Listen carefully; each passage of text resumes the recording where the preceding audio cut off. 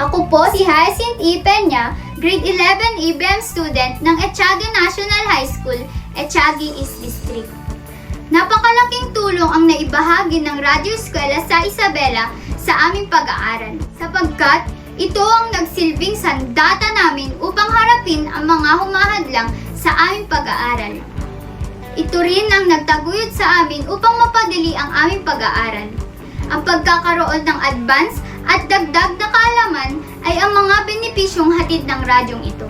Nais kong magpasalamat sa mga mandirigma ng Radyo Eskwela sa Isabela sa napakahusay na pagtuturo at sa hindi pagpapabayang maiwanan kami sa larangan ng edukasyon. Patuloy po kaming sumusuporta at tumatangkilik. Muli, ako po si Hyacinth E. Peña, grade 11 EBM student sa Radyo Eskwela sa Isabela. Patuloy ang edukasyon. Senior High School On-Air Academy. Unstoppable! Delivering you quality education amidst pandemic. To defer school opening to October 5. Unstoppable! Giving you accessible learning platform anytime, anywhere. Ang klase, whatever form it is. Comprehensible! Buckle up and get yourself ready. I will repeat, then you will do it later on. Accurate! The sphere that includes all living things. Today, we will be talking about rational functions. Simplify. This is Jaws speaking. How may I help you? This is ZED School Radio's Senior High School On-Air On-Air Academy. And now, here's your new episode for Understanding Media. Understanding Media. Your guide for the subject Media and Information Literacy. Understanding Media. Understanding Media.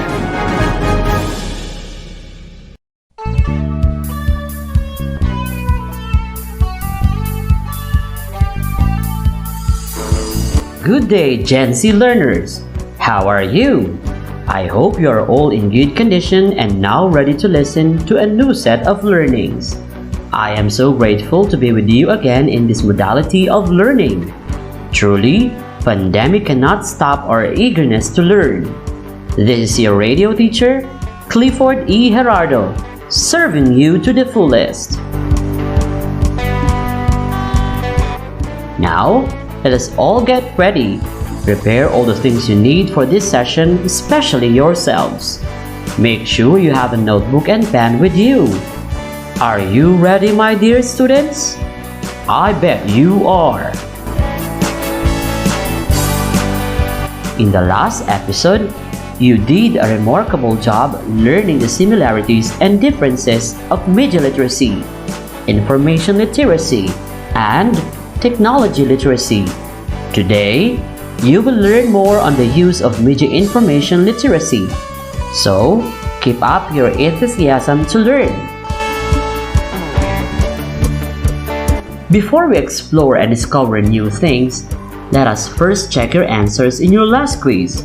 Are you excited to know your scores? Yes, sir. Great! So the answer in your previous quiz for number 1 is information literacy. Number 2, technology literacy and media literacy. Number 3, media literacy. Number 4, information literacy and media literacy. Number 5, information literacy. How many correct answers did you get? I am sure you did a good job.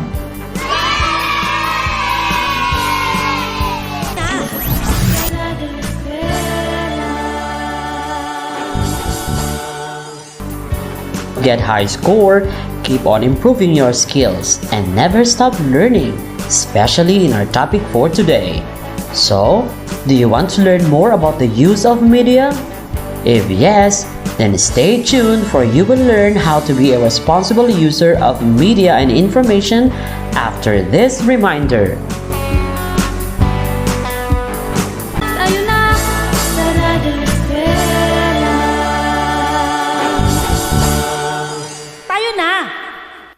Hey! Why are you going out without a mask?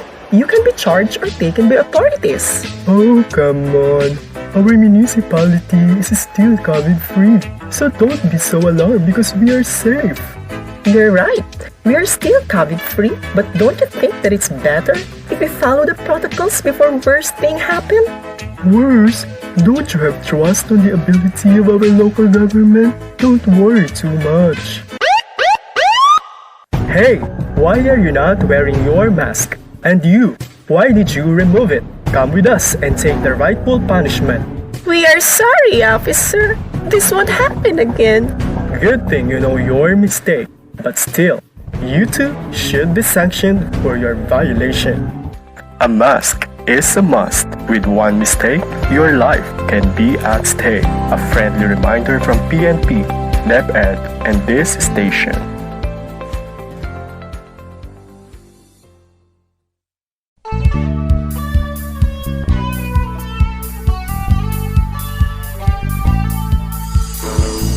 You are now familiar with the three main competencies of media information literacy: the media literacy, information literacy, and technology literacy. Being literate in these areas is very important, especially nowadays that fake news is rampant. Also, to be a responsible user of media and information is equally important. As a warm-up, let us do first an activity. Do a thumbs up if you think the statement shows a responsible use of media and information, and thumbs down if it depicts an irresponsible use. Are you ready? Yes, sir. Alright. Number 1. Juan immediately shared the information that passes through his Facebook account. Thumbs up or thumbs down? If your answer is thumbs down, you are correct. Remember, you have to verify the information first before you share it. Number 2. Block the person who made a harsh comment on her Facebook post. Thumbs up or thumbs down? That's correct. It is thumbs up. It is better to stop and stay away from those people rather than putting a fight. Number 3. Nympha did not cite her source of information in her assignment. Thumbs up or thumbs down? Very good. The answer is thumbs down. You should always give credit to your source of information. Number 4. Marites turns off her phone's notification every time she answers her modules. Thumbs up or thumbs down? Excellent. It is thumbs up, because turning off your phone's notification will keep away distractions and will let you focus on your task. Did you get a high score? Good job! You are now one step closer to becoming a responsible media and information user. By, our mode of communication has become wider, and the dissemination of information becomes easier. Of course, we enjoy the benefits of having an easy access of information. However, accessing the media and information comes with a great responsibility. Why? Because we all know that not all information, especially those flashed on different social media, are true. There are lots of uncertainties about the information found in different media, and that's the main reason why we need to learn how to become a responsible user of media and information. Before we discuss the proper online media behavior, let us take a look first at some ways media can be unhealthy if we use responsibly. Will you name it? Very good! 1. Distraction and loss of productivity. When you want to take a break from your school activities, you tend to turn your attention on your social media accounts, right? And while using it, you might not notice that you are getting distracted, thus losing your productivity. Much of your time is spent on browsing online. Number 2. Addiction. The constant checking of social media accounts, the urge to post and share online, and the playing of online games can lead to addiction. 3. Stress and mood. How can media stress and change our mood? The frequent use of social media can greatly affect your stress level and mood. Researchers found out that the longer time you are active on social media, the more negative your mood will become afterwards. Social media sites are developed as a tool to communicate with others by sharing personal information, photos, videos, comments, and more. Community sites with user-generated content should be used responsibly. With these sites, links to websites and other sources operated by third parties are provided solely as a convenience to the user. Generally, when using social media, it is common assumption that all users are solely responsible for their content, including posts, comments, likes, shares, tweets, retweets, follows, and favorites. User of media and information can be quite tricky, especially nowadays that fake news can be found in every corner. Fake news, according to dictionary.com, are false news stories, often of a sensational nature, created to be widely shared or distributed for the purpose of generating revenue, promoting, or discrediting a public figure, political movement, company, etc. With this, rise the misinformation and disinformation. Can you differentiate them? Amazing! Still from dictionary.com, misinformation is defined as false information that is spread, regardless of whether there is intent to mislead. Meanwhile, disinformation means deliberately misleading or biased information, manipulated narrative, or facts propaganda. Normally speaking, misinformation is a fake news spread by a person who believes that is true. He shares an information without knowing that is fake. Disinformation, on the other hand, is often shared with the goal of misleading others. What should we do to avoid misinformation and disinformation? How can we be responsible users of media and information? Can you identify them? Brilliant! First, responsible user should not post anything that contains false news. You should first verify the source of the news before you post or share. The source should be credible and reliable. Second, responsible users post positively and lead by example. You should only post messages and statuses that will make a positive impact on your followers and friends. Become the positive warrior on your feed. Third, responsible user should know how to respectfully comment. Anything inappropriate content should be avoided. No one should comment anything if it is not necessary. Everyone should be kind and not bashing or fighting with others online. Fourth, an individual's personal account on social media is personal. The accounts are for you to maybe expressing your opinions, engage with brands, including celebrities or TV shows that you like, speak up on what's on your mind, talk to friends or peers. As responsible user, you should not spread hate. Now that you have learned all the concepts for this episode, do you have any questions so far? I hope everything is clear and understood. To sum it up, it is important to know the characteristic of responsible user of media and information. To take note, knowing this characteristic is not enough.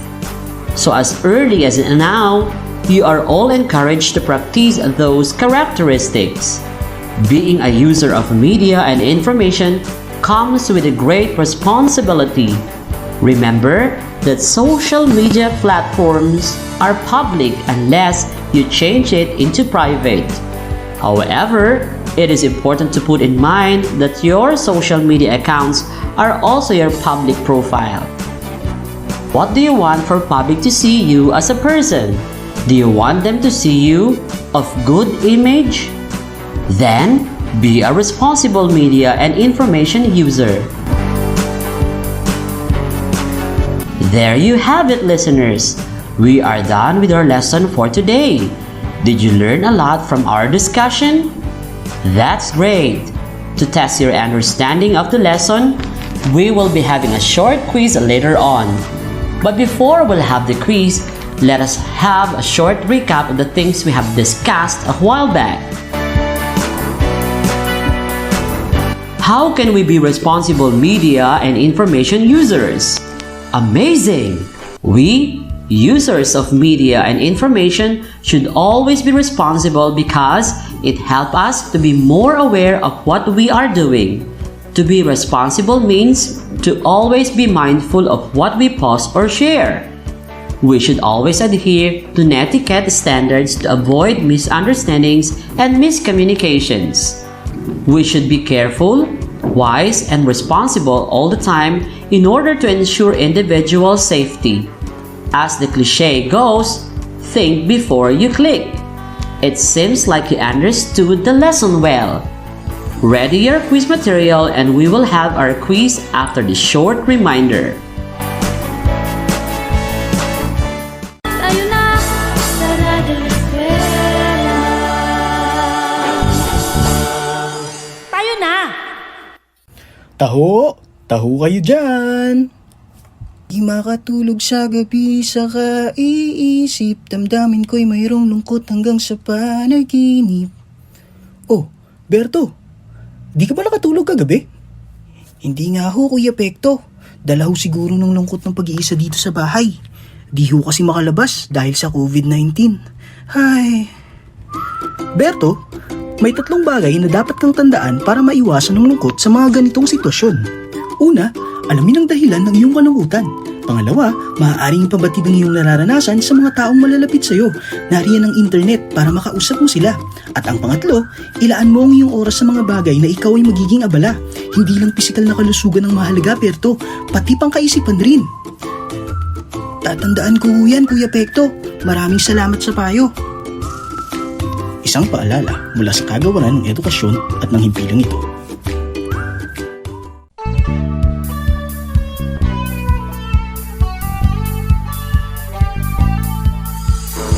And we are back!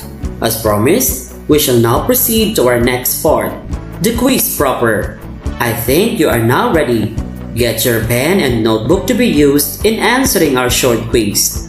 Listen attentively in each question, then write the letter of your answer. I'll repeat. Listen attentively as I read each question, then write the letter of the correct answer. I will be providing you situations and you need to identify whether the situation demonstrates a responsible use of media and information. I will be reading it twice. Are you ready? Yes! Let's start!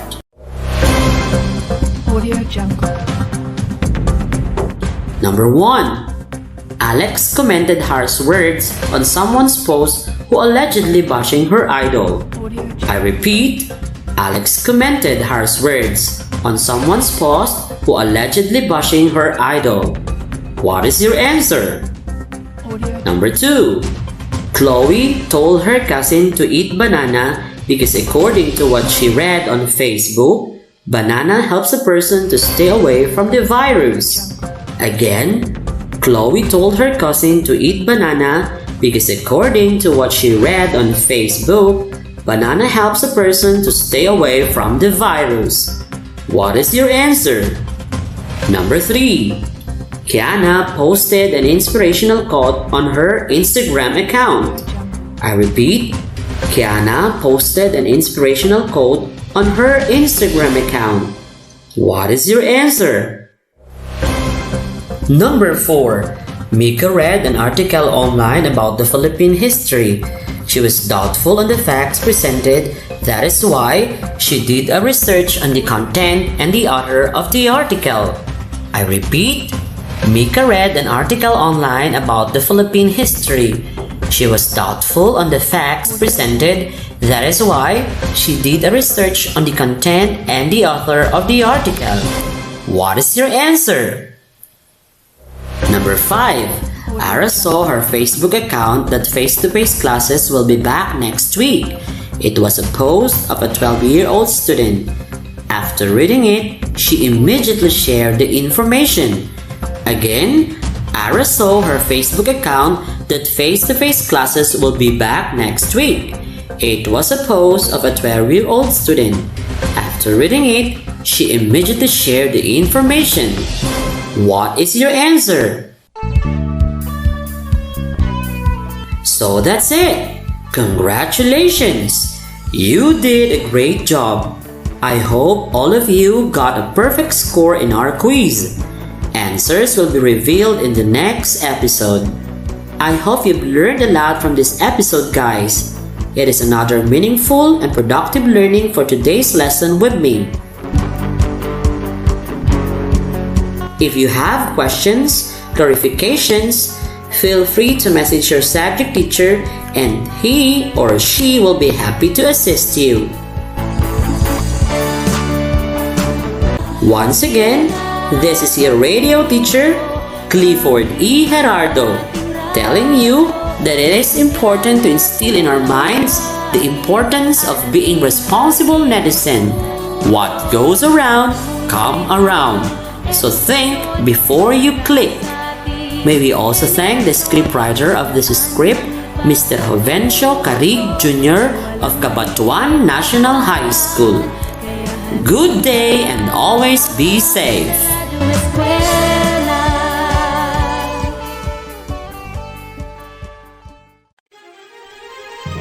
Patuloy ang edukasyon para sa ating henerasyon. Sa daan ng pagkatuto ay walang may iwan. Kaya halina sa Radyo Eskwela.